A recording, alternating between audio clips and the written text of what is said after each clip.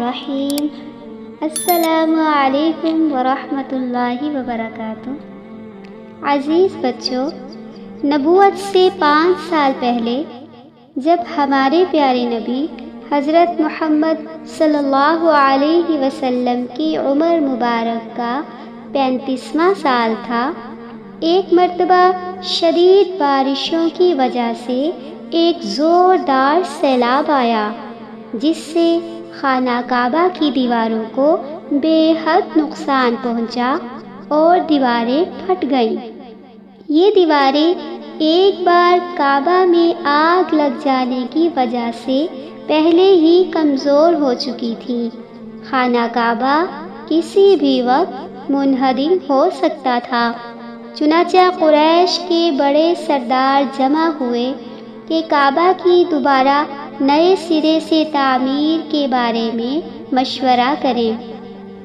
دوبارہ تعمیر کرنا اس لیے بھی ضروری تھا کہ حضرت اسماعیل علیہ السلام ہی کے زمانہ سے بیت اللہ کی بلندی صرف 9 ہاتھ تھی، اس پر چھت بھی نہیں تھی، جس کی وجہ سے ایک مرتبہ چوروں کو موقع ملا اور انہوں نے بیت اللہ کے اندر رکھا ہوا خزانہ چرا لیا تھا، تو بیت اللہ پر چھت ڈالنا بھی ضروری تھا۔ اب قریش کے سردار اکٹھا ہوئے تو انہوں نے مل کر یہ فیصلہ کیا کہ بیت اللہ کی تعمیر میں صرف حلال مال ہی خرچ کریں گے۔ سود، کسی کا ناحق لیا مال یا کسی بھی ناجائز اور حرام طریقہ سے کمایا ہوا مال استعمال نہیں کریں گے۔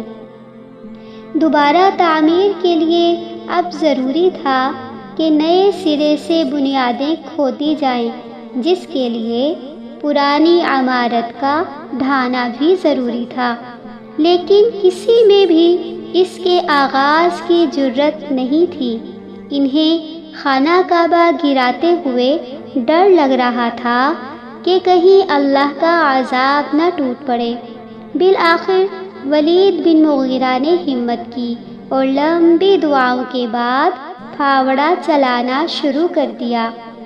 اس کا کہنا تھا کہ اللہ تعالی درستگی کرنے والوں کو ہلاک نہیں کرتا۔ جب لوگوں نے دیکھا کہ اسے کچھ نہیں ہوا تو انہوں نے بھی اس کے ساتھ بیت اللہ کو ڈھانا شروع کر دیا، اور پھر سب نے مل کر حضرت ابراہیم علیہ السلام والی بنیاد تک بیت اللہ کو گرا ڈالا۔ اس کے بعد تعمیر کا مرحلہ تھا۔ اشراف اپنے کاندھوں پر پتھر لاتے اور ڈھیر لگاتے تھے۔ رسول اللہ صلی اللہ علیہ وسلم اور آپ صلی اللہ علیہ وسلم کے چچا حضرت عباس بھی پتھر ڈھو رہے تھے۔ تعمیر کے کام کی نگرانی باقور نامی ایک رومی معمار کر رہا تھا۔ چونکہ مال اتنا جمع نہ ہو سکا تھا کہ عمارت حضرت ابراہیم علیہ السلام کی بنیادوں پر مکمل کی جاتی، اس لیے شمال کی طرف سے تقریباً 6 ہاتھ چھوڑ کر اس پر ایک چھوٹی سی دیوار اٹھا دی گئی، تاکہ نشانی رہے کہ یہ بھی کعبہ کا حصہ ہے۔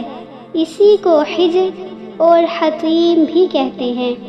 اب بیت اللہ کا دروازہ بھی زمین سے خاصا اونچا رکھا گیا، تاکہ جسے قریش چاہیں اسے ہی اندر داخل ہونے کی اجازت دیں۔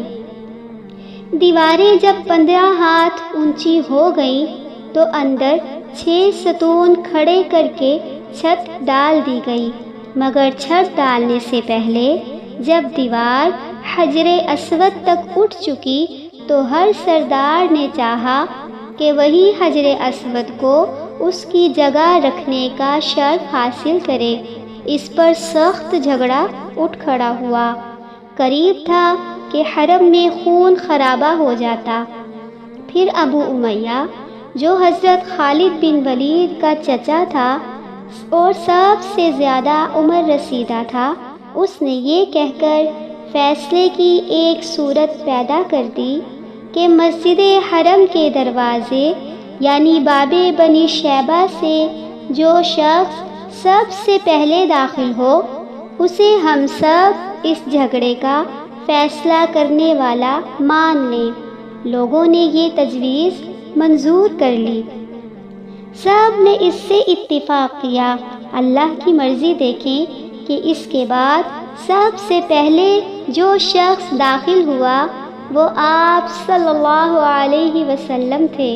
اس وقت آپ صلی اللہ علیہ وسلم نے ابھی نبوت کا اعلان نہ فرمایا تھا۔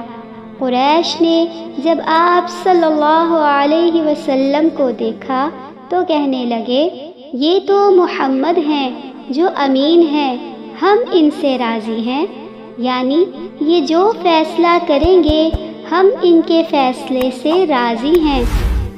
پھر آپ صلی اللہ علیہ وسلم ان کے پاس پہنچے تو آپ صلی اللہ علیہ وسلم کو ساری بات تفصیل سے بتائی گئی۔